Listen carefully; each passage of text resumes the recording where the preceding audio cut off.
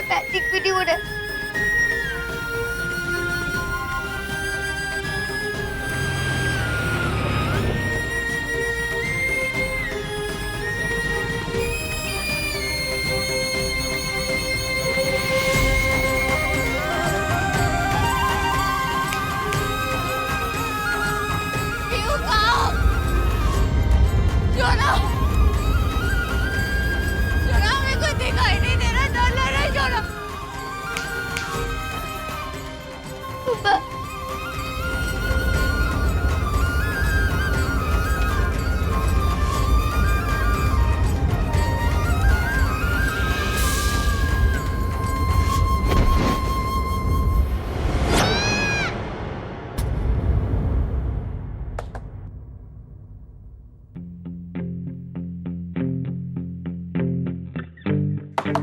Uncle जी, ये घर हमारे दादाजी ने बनवाया था 1946 में।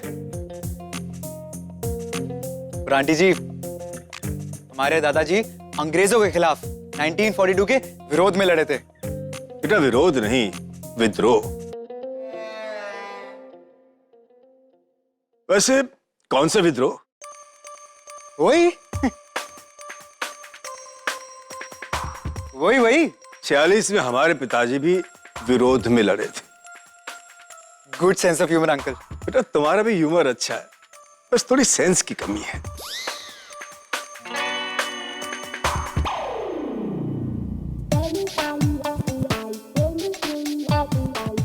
आइए अंकल, आगे। ये यहीं से। ए माइक, ये जो इटालियन पीस है ना, पता है ये इतना स्ट्रॉन्ग है कि इसको तुम हैमर से भी मारोगे ना तो टूटेगा नहीं है। सच्ची में?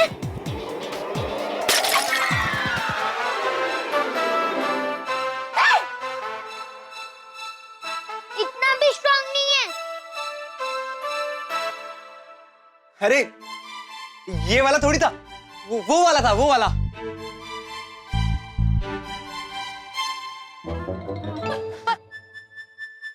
पर हम वहां नहीं जाएंगे, हाँ?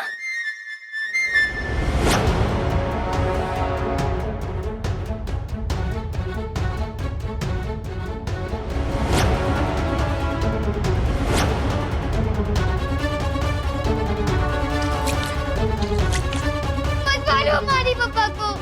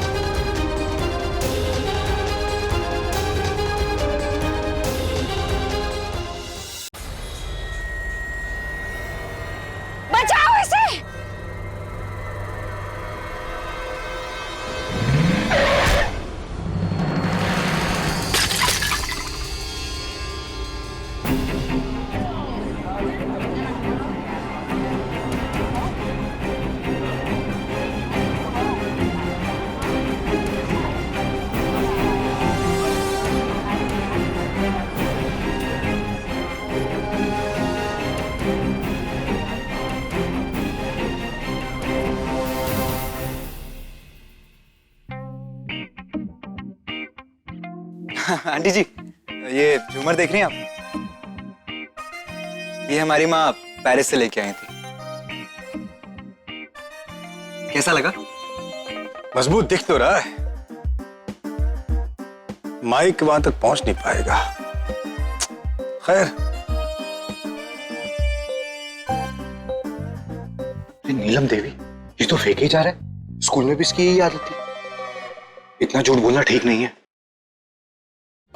सूरज बाबू, बीच में ना पढ़ने की जरूरत नहीं है। झूठ बोलने के ना पैसे मिले हमको। और वैसे भी ना, जो झूठ दूसरे का घर बसा दे वो झूठ झूठ नहीं होता, सच्ची होता है, समझे? चलो चलो चलो।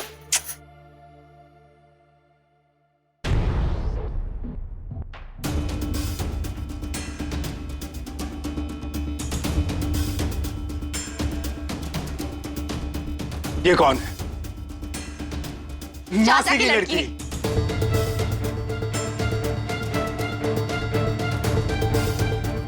उसी की चाचा की। कंफ्यूज हो गए ना अंकल, कंफ्यूज हो गए। पता था, मौसी चाचा। एक्चुअली अंकल ये हमारे एक ना दूर के चाचा जी है।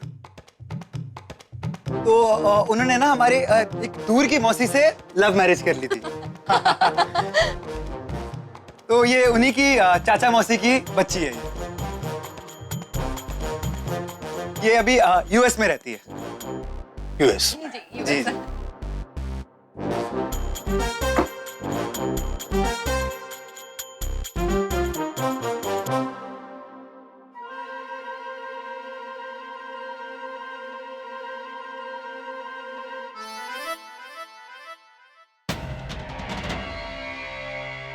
पापा, हमारी मम्मा को तुमने मारा ना? क्यों मारे हमारी मम्मा को? कौन हो तुम? क्यों ले दी हमारी गुड़िया? क्यों मारा हमारी मम्मा को? हमारी तरफ देख क्यों नहीं रहे हो?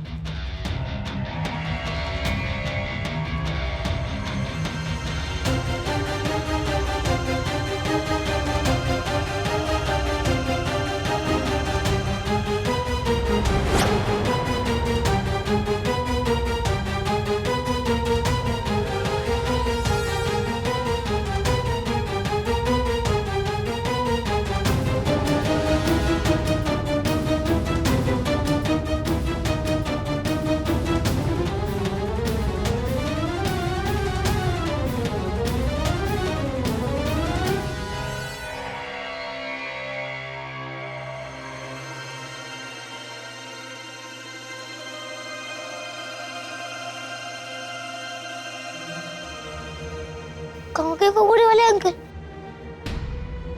अंकल, वो अंकल कहाँ गए? वो अंकल, रावणे अंकल कहाँ चले गए?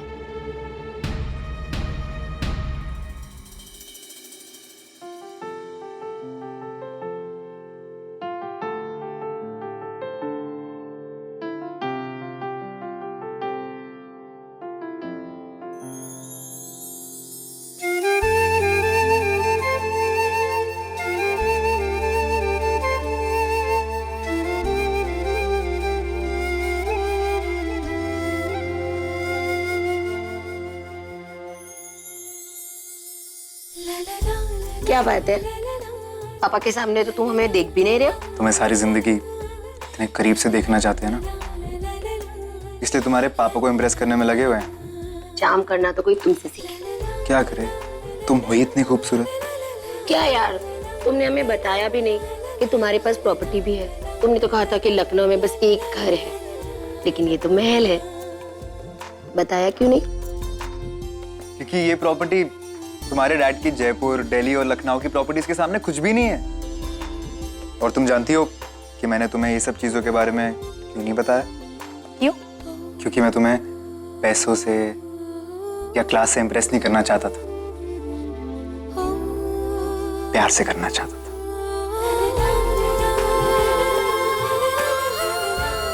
अरे बारबी, तुम रो रही हो?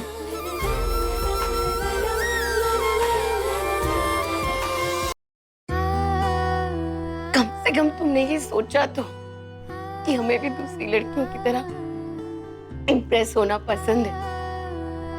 हमें भी हक है चूज रिजेक्ट करने का। बारबी, सच कह रहे हम। तुमने कभी भी हमें हमारे लुक के लिए या हमारी बॉडी के लिए जज नहीं किया, वरना बाकी सब लोगों से तो हमने यही सुना है हमेशा कि मोटी लड़की है भाई, इसके लिए जल्दी से इसका ब्याह करवा दो, जो भी मिले निपटा दो, चाहे रिश्ता कैसा भी हो, डिवोर्सी या अंकल ही क्यों ना।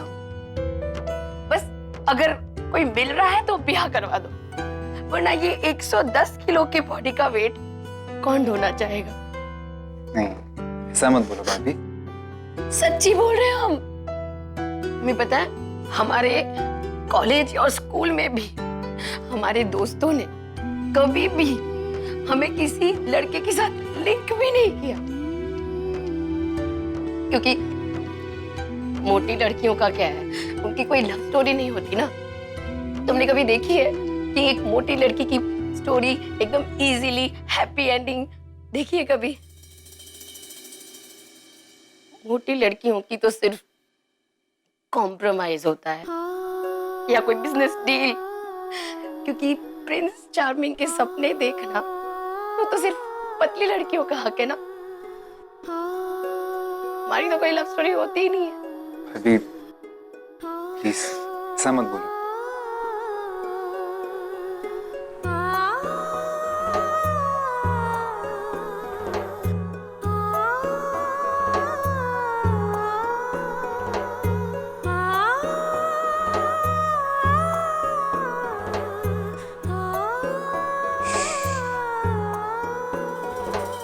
बस अच्छे से अच्छे ड्रेस पहन ले, मेकअप कर ले, 100 अच्छी बातें क्यों ना बोल रहे, 100 अच्छे गुण ही क्यों ना हो हमें, लेकिन पता है लोगों को क्या दिखता है? तो वो सिर्फ मोटा और कुछ नहीं। तुम्हें पता है आज तक अब तक हमें किसी भी लड़के ने ना इम्प्रेस ना चार्म करने की कोशिश तो दूर है, सोचा भी नहीं। सिर्फ तुम वो लड़के हो बॉबी, जिसने हमें इतना स्पेशल फील करवाया। इसलिए thank you so much, thank you so much.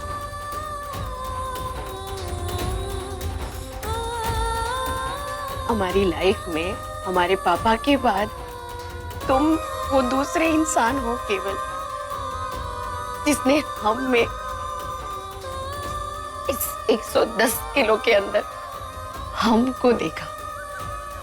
हम जैसे एक्चुअली हैं वो तुमने जाना और हमें ऐसा फील करवाया कि हम भी एक आम लड़की जैसे हैं।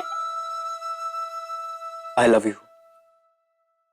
love you Barbie, and promise me कि तुम आज के बाद ऐसा कभी नहीं सोचोगी।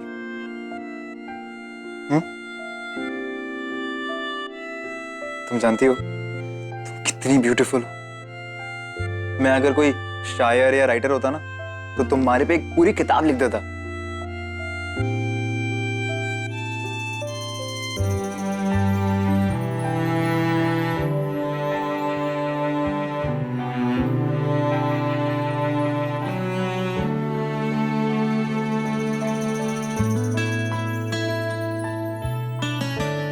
तुम हमारी काबिलियत का एक ऐसा करारा जवाब हो उन लोगों के ऊपर जिन्होंने मैं बचपन से सिर्फ यही कहा था कि तुम मोटी है, तुझे कभी भी कोई अच्छा या हैंडसम लड़का नहीं मिल सकता। हैंडसम तो हम जानलेवा है, लेकिन अब देखना कि हम तुम्हारे पापा को कैसे इम्प्रेस करते हैं। अब चाहे जो भी हो जाए, अब हम तुमसे शादी करके ही रहेंगे।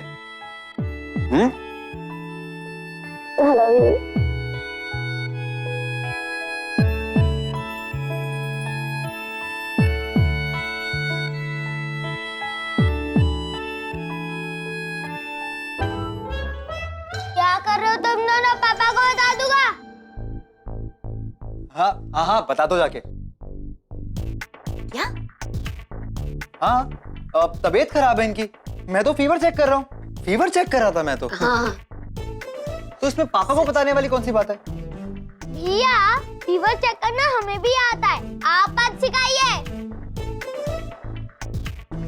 अगर वो दोबारा इनके पास गए ना तो डीसीपी साहब को बता दूंगा।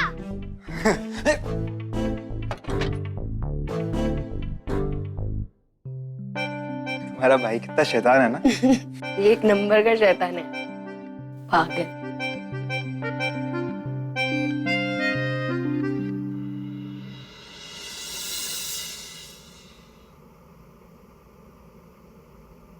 वो कमरा कुछ खास लग रहा है।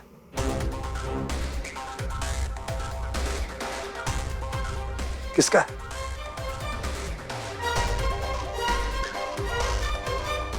देखते हैं।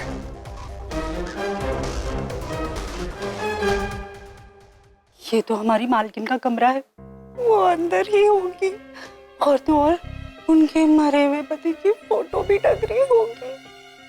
बहुत बड़ी हस्ती थे, जाने माने बिजनेसमैन। ये पक्का देखते ही पहचान लेंगे। रे रे रे रे।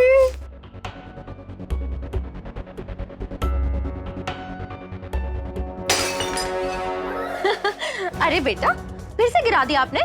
दिखाओ, चोट तो नहीं लगी? हाँ?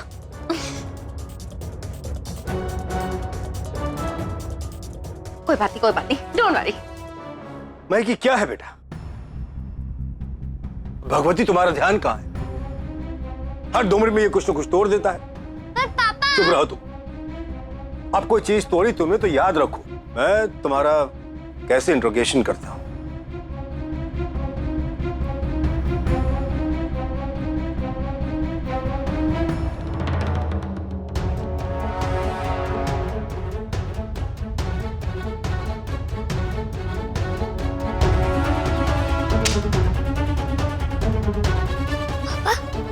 पापा, आपको किसने गिराया? पापा, पापा को लगी तो नहीं ना? पापा।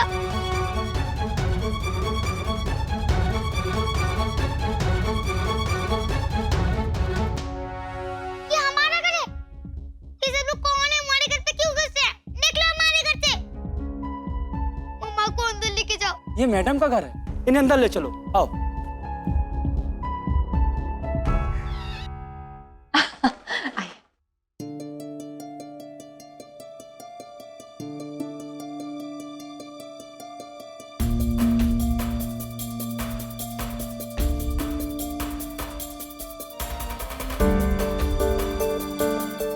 खूबसूरत है।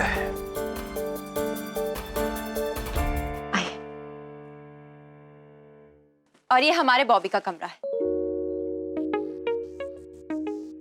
वाह, एकदम टिप टॉप है। वो तो है। हमारा बॉबी सामान को लेकर इतना पंक्चुअल है कि जो चीज जहां से उठाता है उसे वहीं रख देता है। वो तो कहता है कि दीदी, लाइफ हो या घर, दोनों ही केस में आदमी को एकदम ऑर्गेनाइज रहना चाहिए। बिल्कुल, बात तो सही है।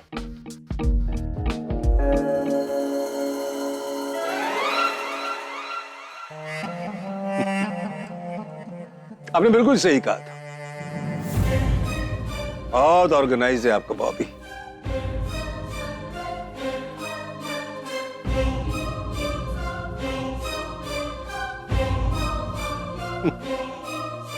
दरअसल आपका बॉबी हमारी सोसाइटी को रिप्रेजेंट करता है। गंदगी को छुपाने से सफाई नहीं हो जाती।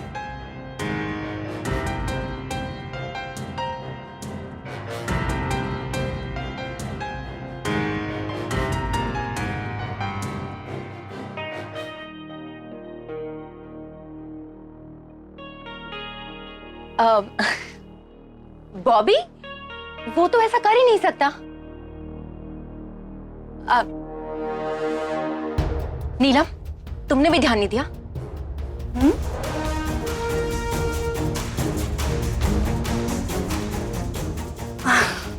गलती हो गई। कोई बात नहीं। चल, आई।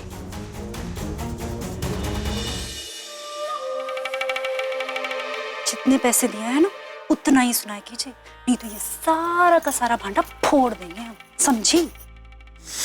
चुप।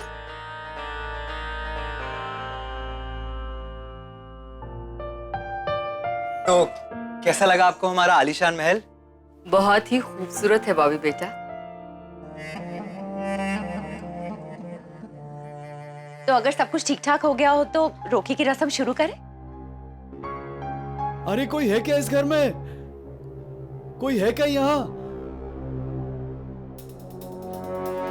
ऐसे कौन चिल्ला रहा है? अरे अंकल, कोई चंदा मांगने आया होगा। दीदी देखो ना। जी।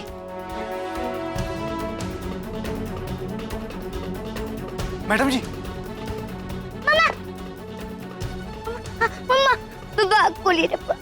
मैडम जी, मैडम जी यहाँ कैसे आई? क्या हो गया इन्हें? इस सड़क में बेहोश हो गई थी। लेकिन ये तो घर पे थी। वो कमरे में नहीं थी। हम भी सोच रहे थे कि आखिर गई कहाँ। तो मुझे बोलना तो चाहिए था ना। इन्हें उठा और ऊपर लेके चलो जल्दी। नहीं नहीं, डॉक्टर को बुला। और पापा की फोटो किसने नीचे फेंकी थी? हाय किस्मत, इस मैडम का इतना बड़ा मकान, इतने बड़े महल की मालकिन, पर परिवार के नाम पर एक आदमी भी नहीं। इन्हें उठा और ऊपर लेके चलो जल्दी। ऊपर